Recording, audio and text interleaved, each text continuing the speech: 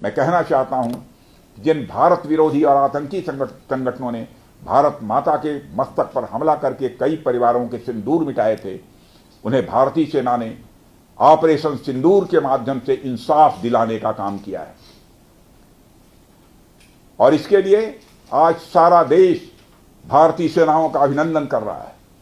Operation सिंदूर सिर्फ एक सैन्य कार्रवाई भर नहीं है, बल्कि भारत की राजनैतिक, सामाजिक और सामरिक इच्छा शक्ति का प्रतीक है।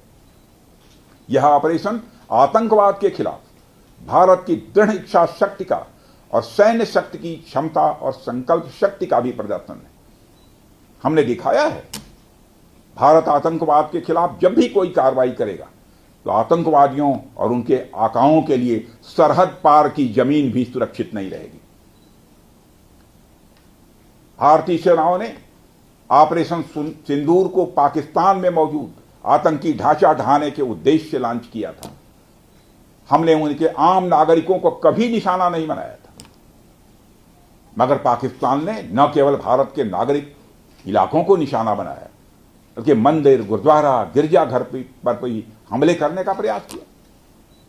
भारतीय सेना ने शौर्य और पराक्रम के साथ साथ संयम का भी परिचय देते हुए पाकिस्तान के अन्य ठिकानों पर भी प्रहार करके करारा जवाब दिया है।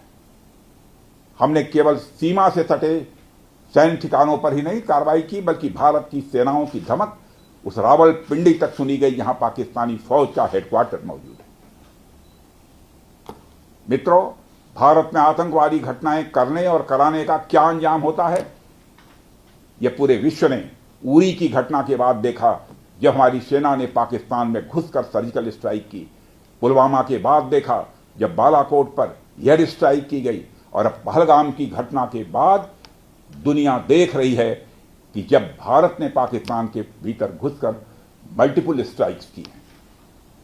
आतंकवाद के खिलाफ जीरो टॉलरेंस की नीति पर चलते हुए हमारे यशस्वी प्रधानमंत्री नरेंद्र मोदी ने स्पष्ट कर दिया है कि यह नया भारत है जो आतंक के खिलाफ सरहद के इस पार और उस पार दोनों तरफ प्रभावी कार्रवाई करेगा। यह हमारे प्रधानमंत्री जी ने स्पष्ट रूप से यह संदेश दे दिया है।